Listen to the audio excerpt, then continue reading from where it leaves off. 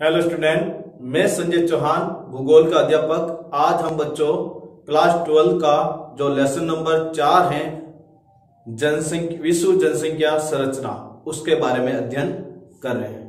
बच्चों, विश्व जनसंख्या संरचना से पहले हमारा जो टॉपिक था वो जनसंख्या से संबंधित था, जिसमें हमने जनसंख्या क्या है, जनसंख्या वितरण क्या है, जनसंख्या घनत्व क्या है और जनसंख्या वृद्धि क्या है, इससे संबंधित जो भी बिंदु थे उसका हमने विस्तार के साथ अध्ययन किया।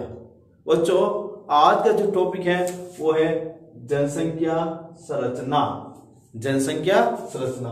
तो पहले जनसंख्या संरचना क्या होती है, तो जनसंख्या क्या है पहले ये मालूम होना जरूरी है। इसके बारे में हमने पिछले लेसन के अंदर भी पढ़ा भी है कि जनसंख्या क्या होती है। तो किसी भी क्षेत्र में रहने वाले लोगों की संख्या को क्या कहते हैं? जनसंख्या संरचना कहते हैं। किसी भी क्षेत्र में रहने वाले लोगों की संख्या को क्या कहते हैं? जनसंख्या संरचना कहते हैं। जनसंख्या कहते हैं। किसी भी क्षेत्र में रहने वाले लोगों की संख्या को क्या कहते हैं? जनसंख्या कहते हैं। और जनसंख्या संरचना पूछते हैं। जनसंख्या संरचना बहुत ही सिंपल परिभाषा है बच्चों। किसी भी क्षेत्र में रहने वाले विभिन्न भाषा, धर्म, लिंगानुपात,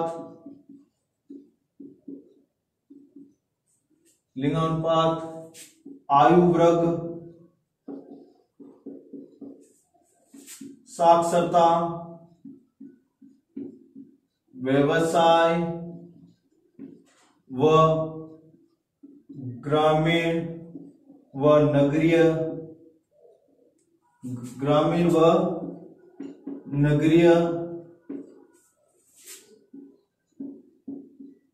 जनसंख्या का अध्ययन करना।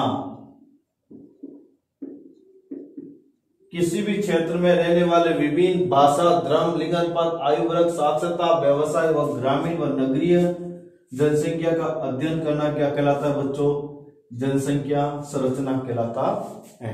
तो आपको मालूम हो गया होगा जनसंख्या क्या है। तो जनसंख्या की परिभाषा क्या है? किसी भी क्षेत्र में रहने वाले लोगों की संख्या। किसी भी क्षेत्र में रहने वाले लोगों की संख्या क्या कहलाती है? जनसंख्या कहलाती है। और जनसंख्या संरचना किसी भी क्षेत्र में रहने वाले विभिन्न भाषा के लोग, जैसे हिंदी, इंग्लिश, मराठी, कन्नड़, बहुत सारी भाषा बोली जाती है भारत के अंदर, विश्व के अंदर। वो धर्म, विभिन्न धर्म के जो लोग, चाहे हिंदू हो, मुस्लिम हो, सिख हो, ईसाई हो, जैन हो, यहूदी हो, बहुत सारे धर्म, उन सब के बारे में अध्ययन करना। लिंगानुपात, आयु वर्ग, साक्षरता, व्यवसाय, ग्रामीण व नगरीय जनसंख्या आदि का जो अध्ययन किया जाता है उसी को हम नगरीय जनसंख्या जनसंख्या संरचना कहा जाता है। अब हमारा जो टॉपिक है उसके ऊपर चलते हैं बच्चों। जनसंख्या संरचना की विशेषता। देखो, जनसंख्या संरचना की जो विशेषता यदि आपसे पूछी जाए तो बहुत ही महत्वपूर्ण बिंदु है। इसके अंदर कोई महत्वपूर्ण बिंदु को आप देखना है। जनसंख्या की संरचना का अध्ययन किसी भी क्षेत्र के प्रादेशिक विकास नियोजन के लिए अत्यधिक महत्वपूर्ण है। सवाल आपसे आ जाए, क्या आ जाए? जनसंख्या संरचना का अध्ययन क्यों किया जाता है? जनसंख्या संरचना का अध्ययन क्यों किया जाता है? तो इसका उत्तर क्या होगा? किसी भी क्षेत्र का प्रादेशिक विकास नियोजन के लिए अत्यधिक महत्वपूर्ण है, इसलिए जनसंख्या संरचना का अध्ययन किया जाता है। वापस सुन लेना बच्चों, वापस सवाल बता रहा हूं। जनसंख्या संरचना का अध्ययन क्यों किया जाता है? तो इसका उत्तर होगा किसी भी संरचना का अध्ययन किसी भी क्षेत्र के प्रादेशिक विकास नियोजन के लिए अत्यधिक महत्वपूर्ण होता है। ठीक है बच्चों, अब इसके अंदर एक शब्द आया विकास। विकास क्या है? सवाल आ जाए, विकास क्या है? तो विकास किसे कहते हैं? तो विकास का मतलब है वर्तमान स्थिति को बेहतर होना। वर्तमान स्थिति से बेहतर होना क्या होता है? विकास। जैसे अभी आपके पास में 20 रुपए हैं, कल आपके पास 100 रुपए हो जाए जेब में, तो आपका क्या ही है? विकास। तो पहले की स्थिति से क्या होना? बेहतर होना। क्या कहलाता है? विकास। यदि अपन पूछ लिया जाए मानव विकास क्या है, यदि आपसे पूछ लिया जाए मानव विकास क्या है, तो इसकी सीधी सी परिभाषा है लोगों के विकल्पों में वृद्धि होना। लोगों के विकल्पों में वृद्धि होना क्या कहलाता है?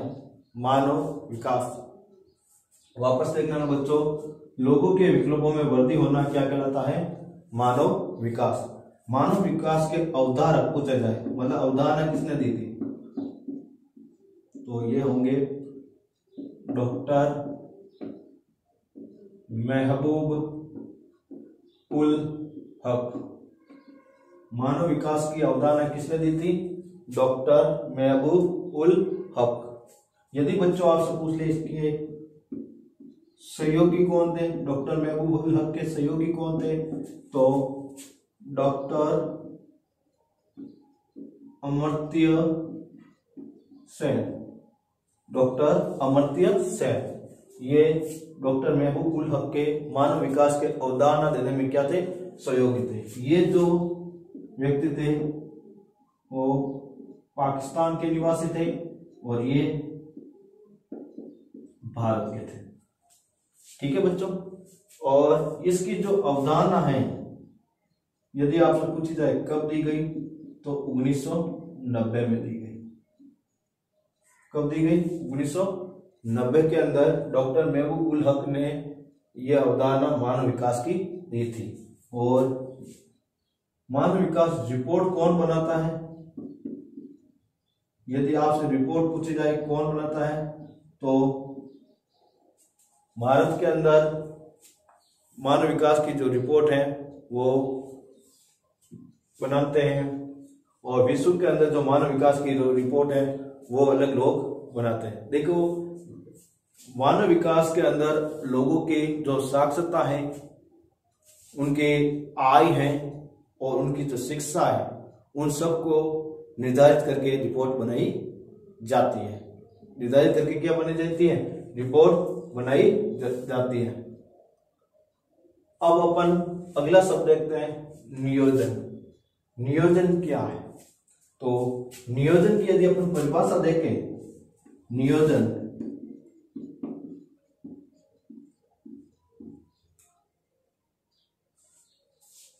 नियोजन क्या है यदि आपसे पूछ लिया जाए, बहुत ही सिंपल शब्द से, नी यानी किसी भी कार्य को करने से पूर्व बनाई जाने वाली योजनाओं को क्या कहा जाता है? नियोजन।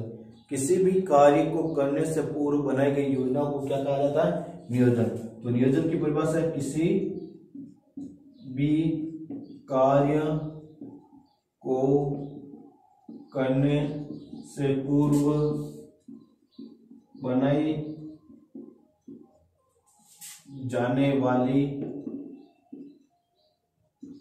योजना को क्या कहा जाता है? नियोजन। क्या कहा जाता है बच्चों? नियोजन। किसी भी कार्य को करने से पूर्व बनाई जाने वाली योजना नियोजन कहलाती है। क्या कहलाती है? नियोजन। तो नियोजन किसी भी कार्य को करने से पूर्व बनाई गई योजना, जो प्रादेशिक विकास के लिए हो सकती है, आपके एजुकेशन विकास के लिए हो सकती है, किसी के लिए भी योजना बनाई जा सकती है।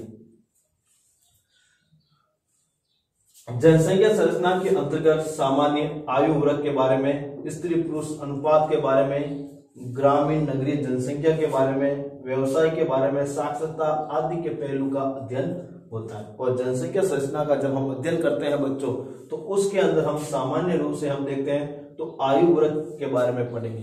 व्यक्ति की आयु कितनी है, कौन सी आयु में कितने वर्ग के लोग रहते हैं, उन सब का अध्ययन करेंगे। फिर स्त्री पुरुष अनुपात के बारे में पढ़ेंगे, और स्त्री पुरुष का अनुपात का मतलब होता है लिंगानुपात। क्या होता है? लिंगानुपात। तो लिंगानुपात के बारे में पढ़ेंगे, और साथ में ग्रामीण नगरीय जनसंख्या है उनके बारे में अध्ययन करेंगे, व्यवसाय के बारे में अध्ययन करेंगे, साक्षरता के बारे में अध्ययन करेंगे। इन सारे टॉपिक का अध्ययन हम जनसंख्या संरचना टॉपिक के अंदर पढ़ेंगे। तो सबसे पहले आयु संरचना क्या है, आपसे पूछ लेना है कि आयु संरचना क्या है। तो आयु संरचना की जो परिभाषा है वो आयु को निर्धारित करके बनाई जाती है। किसके साथ निर्धारित करके बनाई जाती है? आयु को निर्धारित करके बनाई जाती है। जैसे मैं आपको समझा रहा हूं, आयु संरचना परिभाषा किसी भी क्षेत्र में रहने वाले, किसी भी क्षेत्र में रहने वाले विभिन्न आयु वर्ग की जनसंख्या को उस आयु वर्ग में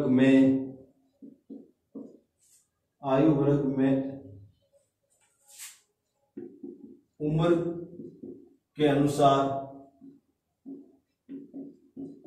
रख कर अध्ययन किया जाता है, उसी को हम आयु संरचना कहते हैं। वापस सुन लेना, किसी भी क्षेत्र में रहने वाले विभिन्न आयु वर्ग की जनसंख्या को उस आयु वर्ग में उम्र के अनुसार रखकर उसका अध्ययन किया जाता है, उसे आयु संरचना कहते हैं। इसको 3 भागों में बांटा गया है, 0 से 14 वर्ष, दूसरा 15 से 64 वर्ष, और तीसरा 65 वर्ष से अधिक।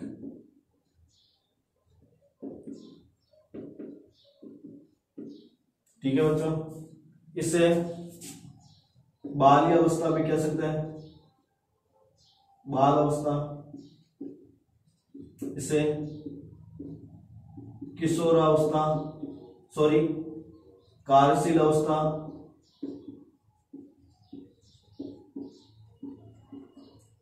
बाल अवस्था को हम किशोरावस्था में ले सकते हैं। ठीक है बच्चों, 65 वर्ष है वृद्धा अवस्था।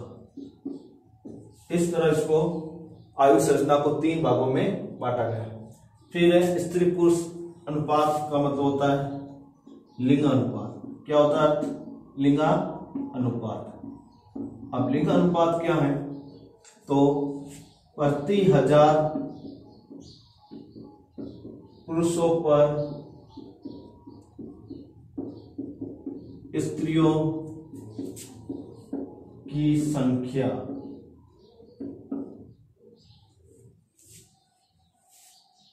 प्रति 1000 पुरुषों पर स्त्रियों की संख्या क्या कहलाता है? क्या कहलाता है? लिंगानुपात। क्या कहलाता है? लिंगानुपात। ठीक है, तो स्त्रियां बटा पुरुष इंटू 1000, ये इसका क्या है? सूत्र है। क्या है? सूत्र है। भारत के अनुसार ये परिभाषा है। विश्व के अनुसार पूछा जाए तो प्रति 1000 स्त्रियों पर पुरुषों की संख्या, प्रति 1000 स्त्रियों पर पुरुषों की संख्या, सूत्र पुरुष बटा स्त्रियां इंटू 1000, ये हो गया अपने विश्व के अनुसार। तो लिंग अनुपात ज्ञात करने का जो परिभाषा है, सूत्र है, वो भारत के अनुसार अलग है और विश्व के अनुसार क्या है? अलग है। तो ये है हमारी लिंग अनुपात किसे कहता है, यदि तो ये परिभाषा आपको लिखनी है।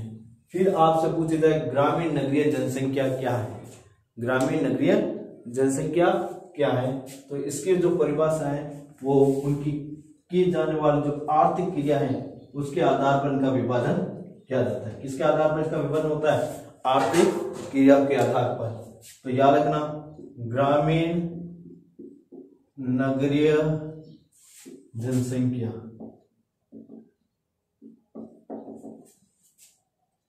ग्रामीण नगरीय जनसंख्या का अध्ययन उनके द्वारा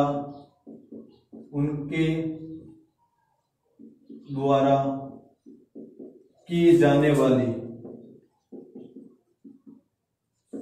आर्थिक क्रियाओं के आधार पर, आर्थिक क्रियाओं के आधार पर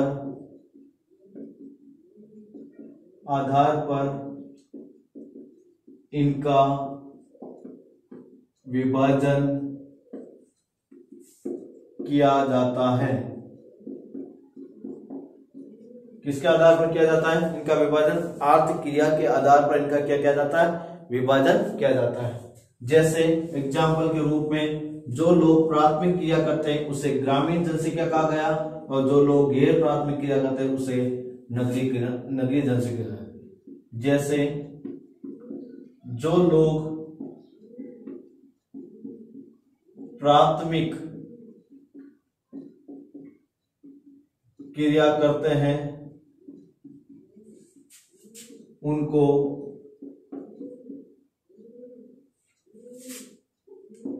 ग्रामीण जनसंख्या कहा जाता है। जो लोग गैर प्राथमिक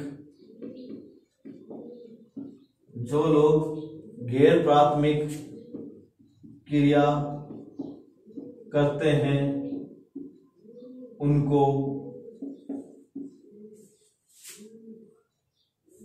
नगरीय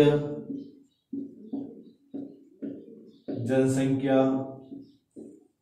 कहा जाता है। नगरीय जनसंख्या कहा जाता है। तो बच्चों, आपको मालूम चल गया होगा ग्रामीण और नगरीय जनसंख्या क्या है। तो ग्रामीण और नगरीय जनसंख्या की परिभाषा पूछे तो ग्रामीण और नगरीय जनसंख्या का अध्ययन उनके द्वारा की जाने वाली किस क्रिया के आधार पर होता है बच्चों?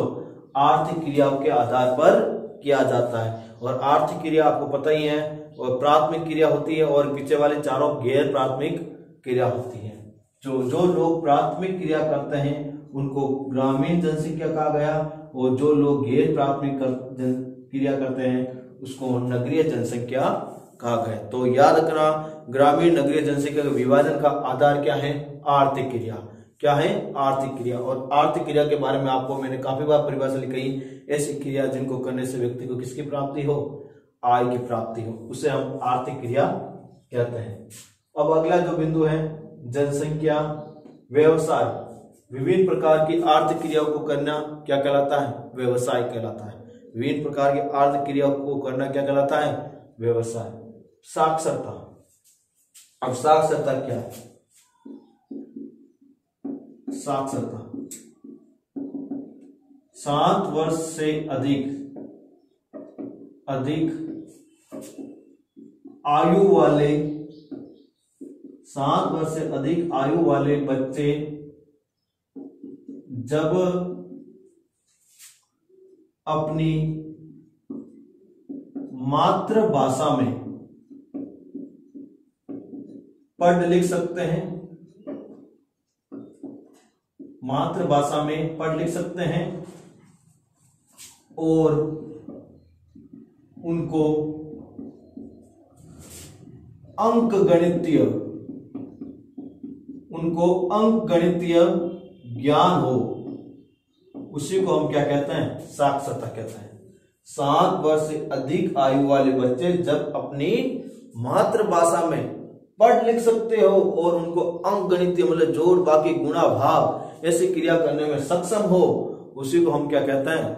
साक्षर कहते हैं या साक्षरता कहते हैं। लिटरेसी क्या कहते हैं? लिटरेसी। ठीक है बच्चों, तो भारत की जो साक्षरता दर है वो कितनी है? 74.04%। 74.04% है भारत की साक्षरता दर, और 66.1% है राजस्थान की और ये है भारत की, ठीक है। और जैसे ऑस्ट्रेलिया है, जापान है, उन देशों के अंदर देखा जाए, स्वीडन है, उन देशों के अंदर देखा जाए तो बच्चों साक्षरता दर है वो 100% पाई जाती है। और भारत के अंदर सबसे ज्यादा जो साक्षरता है वो केरल में देखने को मिलती है और सबसे कम साक्षरता बिहार राज्य में देखने को मिलती है। आदि पहलू का अध्ययन हम किस में करेंगे? जनसंख्या संरचना के बारे में जब अध्ययन करें उसके अंदर क्या जाए। अब जनसंख्या संरचना के घटक, यदि सवाल आ जाए बच्चों जनसंख्या संरचना के प्रमुख घटक कौन कौन से हैं, स्पष्ट कीजिए, नाम बताइए। तो सबसे पहला है आयु संरचना। आयु संरचना के बारे में मैंने अभी बताया है कि आयु संरचना के अंतर्गत किसी भी देश में निवास करने वाली जो जनसंख्या है उसको आयु या उम्र के आधार पर उस वर्ग में रखकर उसका अध्ययन किया जाता है, उसी को आयु संरचना कहते हैं। दूसरा है लिंग अनुपात। लिंग अनुपात के अभी मैंने आपको परिभाषा लिखी है, प्रति 1000 पुरुषों पर स्त्रियों की संख्या लिंग अनुपात कहलाती है। जनसंख्या संगठन, जनसंख्या संगठन के अंदर जैसे मैंने अभी जनसंख्या संरचना की परिभाषा लिखी वैसी की वैसी ये भी परिभाषा है कि किसी भी क्षेत्र में रहने वाले विभिन्न जाति, धर्म, भाषा, लिंग, व्यवसाय, ग्रामीण और नगरीय जनसंख्या जब अध्ययन किया जाता है उसी को जनसंख्या संगठन भी कहा जाता है। साक्षरता, 7 वर्ष से अधिक आयु वाले बच्चे जब अपनी मातृभाषा में पढ़ लिख सकते हैं और उनको अंकगणितीय ज्ञान हो उसे हम क्या कहते हैं? साक्षरता कहते हैं। व्यवसाय संरचना, विभिन्न प्रकार की आर्थिक क्रियाओं में कार्य करने वाले लोगों के समूह को हम क्या कहते हैं? व्यवसायिक संरचना कहते हैं। 5 प्रकार के व्यवसाय का उल्लेख किया गया है व्यवसायिक संरचना में। पहली संरचना का नाम है प्राथमिक क्रिया। पहले व्यवसाय का नाम क्या है? प्राथमिक क्रिया, जिसमें प्रकृति से प्राप्त होने वाले जो भी पदार्थ होते हैं उनका सीधा ही उपयोग में लिया जाता है, वो कहलाती है प्राथमिक व्यवसाय। द्वितीय व्यवसाय वे व्यवसाय होते हैं जिसमें प्रकृति से प्राप्त पदार्थों का रूप परिवर्तन करके उसे मूल्यवान बनाया जाता है। रूप परिवर्तन करके उसको क्या बनाया जाता है बच्चों? मूल्यवान बनाया जाता है। तृतीय व्यवसाय के अंदर सेवाओं से संबंधित क्रियाएं की जाती है।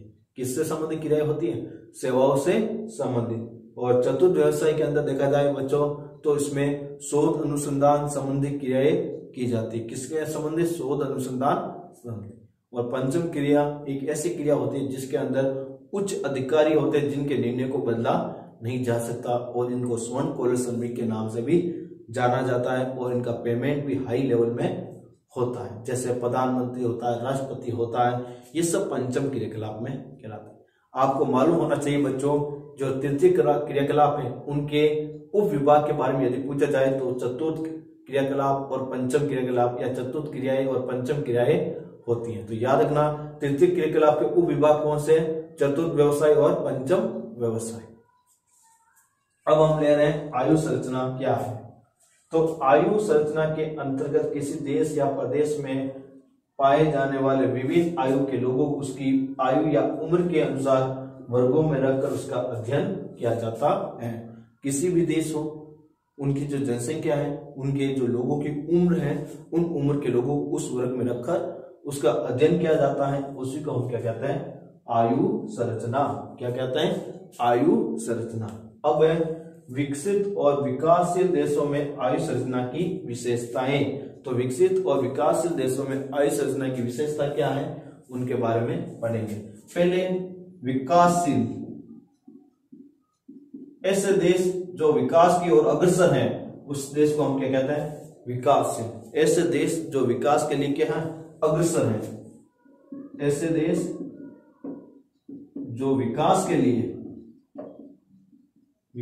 लिए अग्रसर है उसको हम क्या कहते हैं? विकासशील देश। क्या कहते हैं? विकासशील देश। और जो देश विकास कर चुके हैं उसे क्या कहते हैं? विकसित।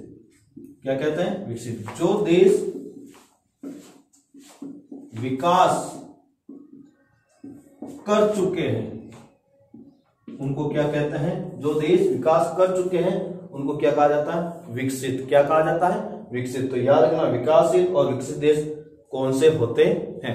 अब इनके बारे में पढ़ते हैं। सामान्य विकासशील देशों में युवा जनसंख्या और विकसित देशों में प्रौढ़ों और वृद्धों की जनसंख्या अधिक पाई जाती है। अब देखो बच्चों, बहुत ही महत्वपूर्ण बिंदु है। इसमें क्या कहा गया है? विकासशील देशों में, कौन से देशों में? विकासशील देशों के अंदर कौन सी जनसंख्या अधिक होती है? युवा जनसंख्या। कौन सी जनसंख्या अधिक होती है? युवा जनसंख्या। याद रखना, विकासशील देशों में युवा जनसंख्या अधिक होती है, जबकि विकसित देशों के अंदर वृद्धों और प्रौढ़ों की जनसंख्या अधिक होती है।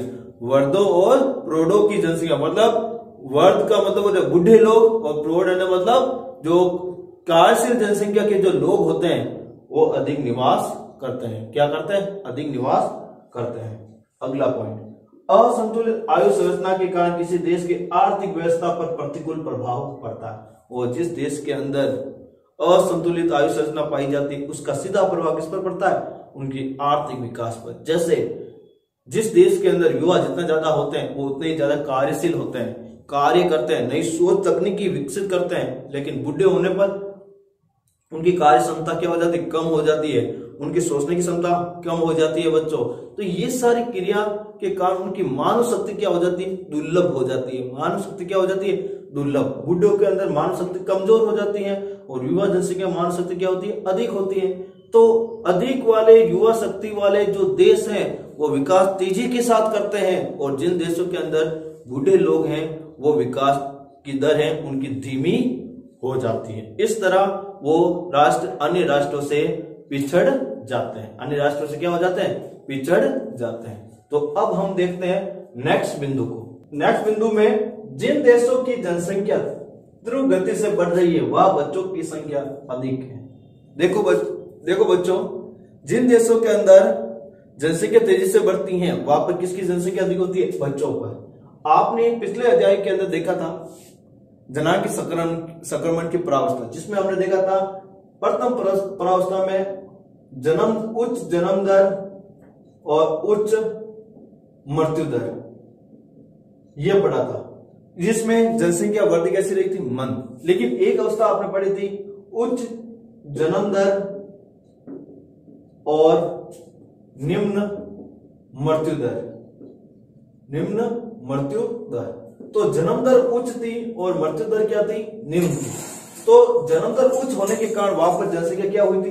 तेजी से बढ़ी थी। तेजी से बढ़ी थी। तो वही क्षेत्र है जहां पर जनसंख्या तेजी से बढ़ेगी वहां पर बच्चों की संख्या अधिक होगी। जहां जनसंख्या वृद्धि मंद होगी या ऋणात्मक होगी वहां पर बूढ़ों की संख्या अधिक होगी।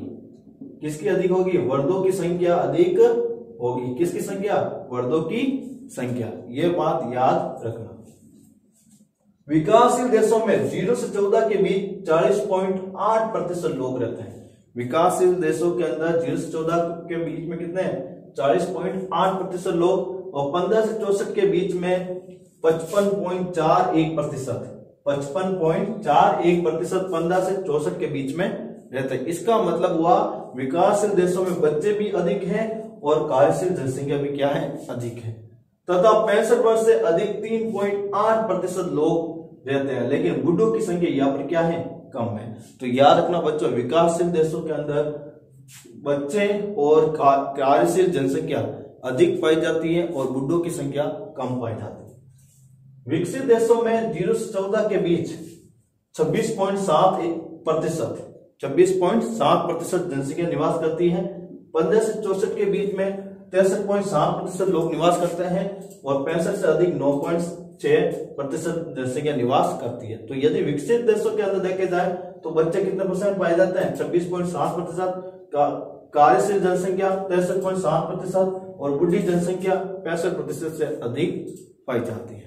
तो इस तरह बच्चों आपने जनसंख्या संरचना जो टॉपिक था उसके अंदर जनसंख्या संरचना की विशेषता पढ़ी, जनसंख्या संरचना के जो घटक थे 5 उनके बारे में अध्ययन किया, और आपने आयु संरचना की परिभाषा और विकसित और विकासशील देशों के अंदर आयु संरचना का प्रारूप किस रूप में पाया जाता है उनकी विशेषताओं के बारे में आपने अध्ययन किया। जो नेक्स्ट वीडियो होगा उसके अंदर आयु संरचना की विशेषता पढ़ेंगे और उनका विश्लेषण के साथ हम अध्ययन करेंगे। Thank you.